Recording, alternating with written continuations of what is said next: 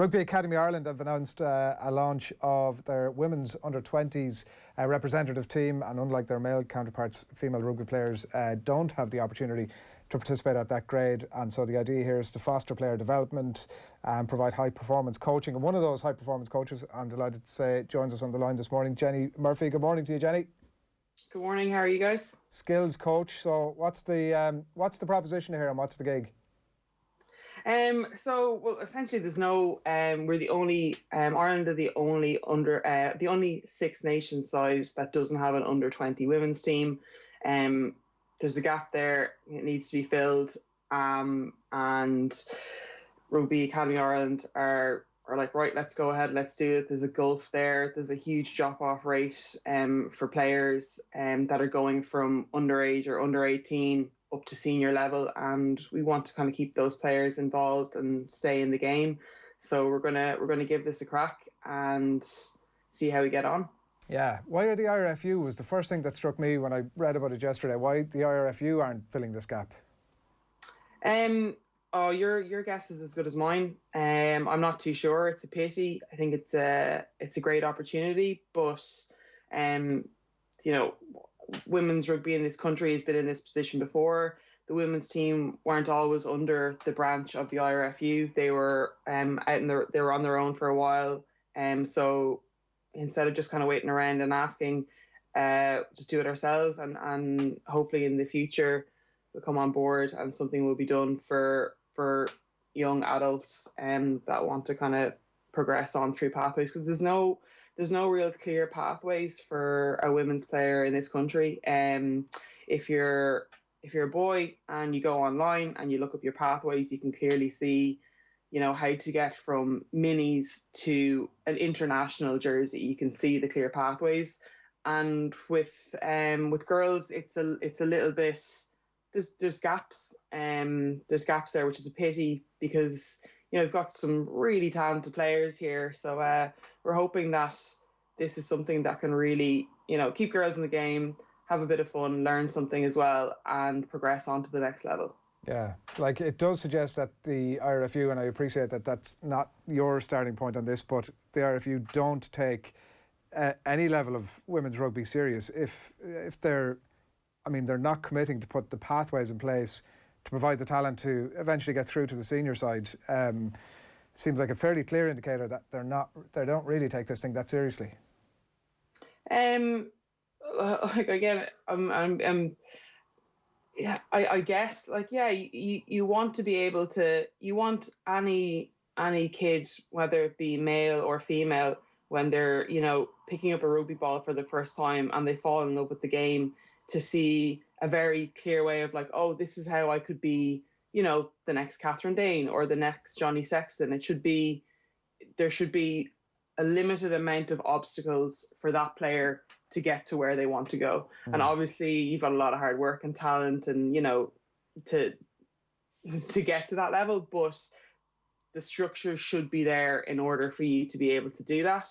It's not, and this isn't the IRFU, I guess, need to kind of pull up their socks a little bit. But this is across the board. This isn't just for like underage. I think they can do better with the women's game, both national and at grassroots.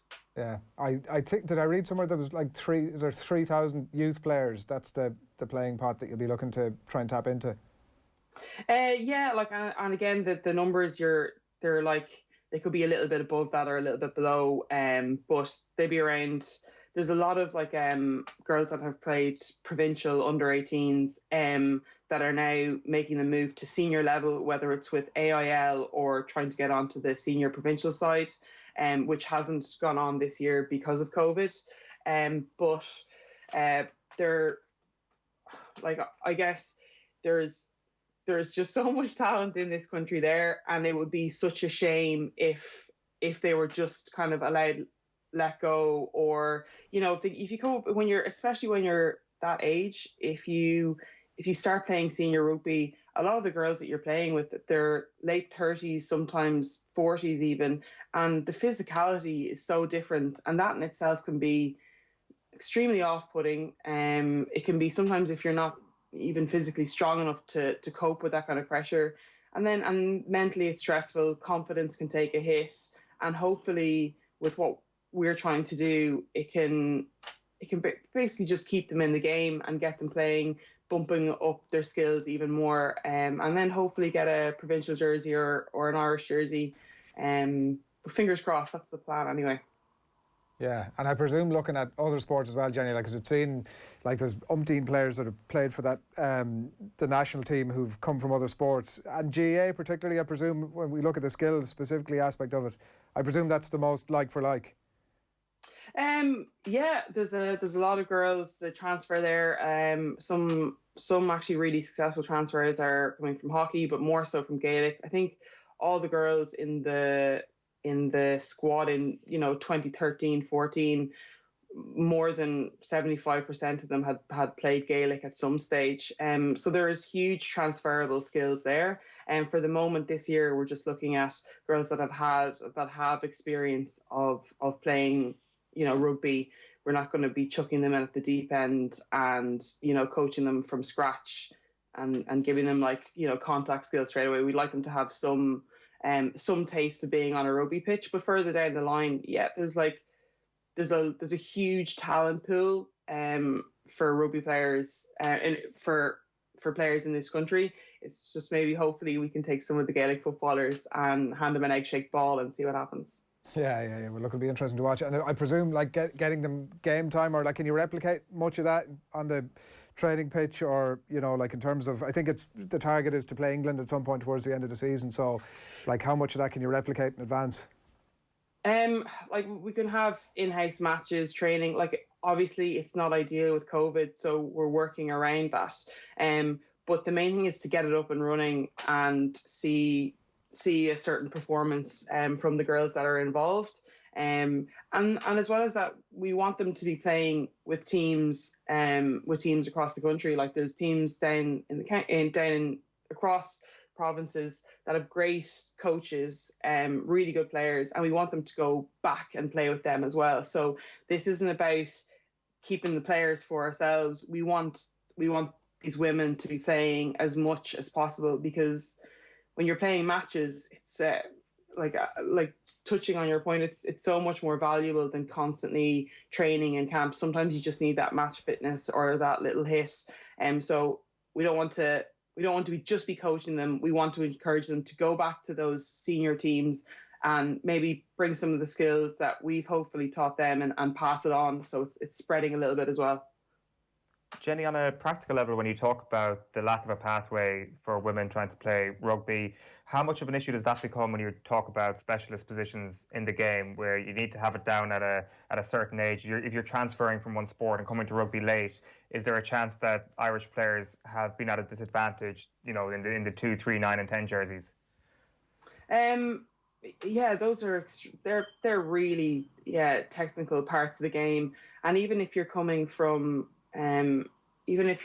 playing rugby before, it's just such a shift. A lot of the time you'll see in maybe lower divisions in the women's game that it's very scripted rugby, and it's they play first phase and then they think about the first phase and play it again. And we want smart rugby players that aren't going to be. We don't want to tell them what we want them to play. We want them to look up and assess themselves. And like you need to be playing as much as possible in order for something like that to click.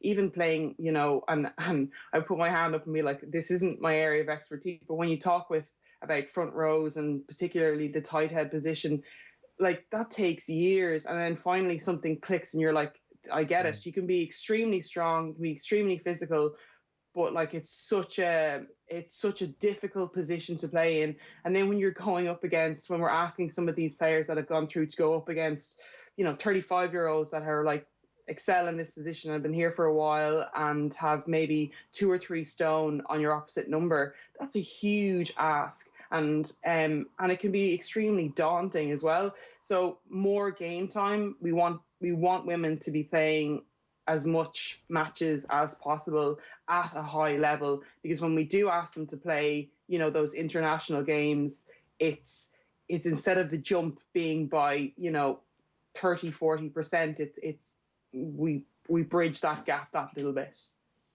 How much of an opportunity is there as well in terms of putting a real identity on this team? Because I don't know, senior level, we probably struggle with the identity. Like, what is the identity of Irish rugby? And like the obvious comparison is something like the All Blacks, when it's very clear and identified that at underage level, the All Blacks have a certain way of playing. Considering this is a new team, this is a new opportunity to blood new players through the system.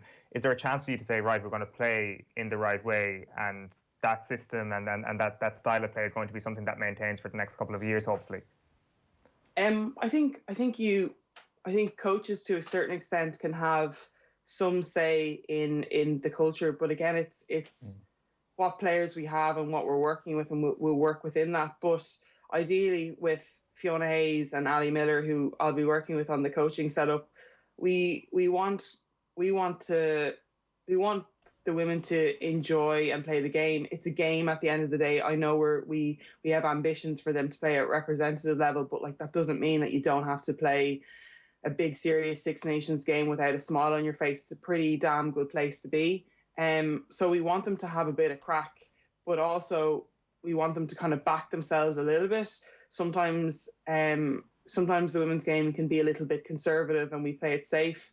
So we want them to be able to identify where the space is and have a go and really kind of get themselves out of their comfort zone and, you know, play. You watch, like you've seen the Racing get that win at the end and like a Finn Russell balls of steel pass across the defensive line. Now, we're not going to be asking the girls to do, we're not expecting that just yet, but to have the confidence to do something like that, I think that's what I'd love to, I'd love the team that we're building to be able to do, just to have the confidence in their own ability and have a bit of fun while they're doing it. Yeah, maybe hold off on showing that video on day one, like maybe a few days into Yeah, we won't set the bar just that high at the moment. Can I ask you as well, Johnny, just as we wrap, I was listening to Fiona Steed on a podcast this week talking about the possibility of the game going professional and the difficulties that are surrounding that, like obviously the commercial market, the structures of domestic leagues, the structures of European leagues, getting crowds into games and all that kind of thing. She felt that it wasn't possible, that she didn't feel that she would see it. What's your thoughts? Is it possible, and like almost is it a must that it happens for the development of the game? It's disappointing to say, but I don't think the women's game is going to go professional anytime soon in this country. Which will just drive on teams even further. Like we're seeing, I know we only got to see 3 games in the Six Nations for the women's this year, but the performances between professional and amateur teams, they're going to get bigger, and you're going to have in 2 or 3 years' time, if it stays the way it is, and Ireland stay amateur, and England are professional, and France are professional, and you know, likes of New Zealand and stuff who are on contracts, that gap is going to grow, and those tries are going to ramp up, and it's going to be like, you know, Ireland, England, like 15 years ago. Strike now. Like at the moment, we're still competitive and still able to put a fight on. But if the longer you wait, the more catch up that we will have to do, and that's a difficult position to be in. Like being a professional rugby player, it's an unbelievable thing. I got a taste of it at Sevens, and your job is just to play rugby well. You don't have to worry about, you know, getting to work on time and trying to get a nap at lunchtime, and then maybe get to training extra early so you can have another sleep. It's all those kind of stresses move away, and the Irish team, they deserve that. You've got girls that have moved over to the UK to play rugby at a higher level, and to play. Now, we say professional, but they're sacrificing their career. They're not paid a huge amount of money, but they're doing it because they want to get better and become better rugby players themselves. So when they do come back and play in that green jersey, they're bringing something extra on the pitch. Give them an opportunity to do that here. We've got provincial setups. Why not use that? Maybe we're not going to be professional, and as in you're not going to get all Belvedere players or Railway Union players paid, but we have setups already there in Leinster, Munster, Ulster, and Connacht. Can we use that a bit? Again, I'm not like Yoda when it comes to stuff like this. So there's probably smarter people to ask, but I do think they deserve better. Would the men have to put up with this? Probably not. So yeah, I think it's time to raise our voices a little bit and get a bit mad. Yeah, that's good. A good thing to do, because none of us need to be Yoda, but certainly having the conversations about it is a good place to start. October 29th, Jenny, the trial day, players between 17 and 19 get involved. I presume Googling Rugby Academy Ireland will do the job. Yeah, so yeah, bring your gum shields, have a crack, and like my big ask is like whether like don't be discouraged by not sticking your name forward. So even if you've had a setback or disappointment and you didn't get selected for under 18s or for trials at Leinster, like players don't get missed all the time. Like case in point, Ali Miller, she didn't get selected by Leinster. She's one of the most successful Irish rugby players in the world. Like those coaches make a mistake. People make mistakes all the time. So don't be afraid to put your name down just because you've had a setback before. It's another opportunity to run out, play against some hopefully other good rugby players, and it should be a bit of fun as well. So yeah, get involved. Great stuff. Speak soon. Thanks a million, Jenny. Thanks, mate.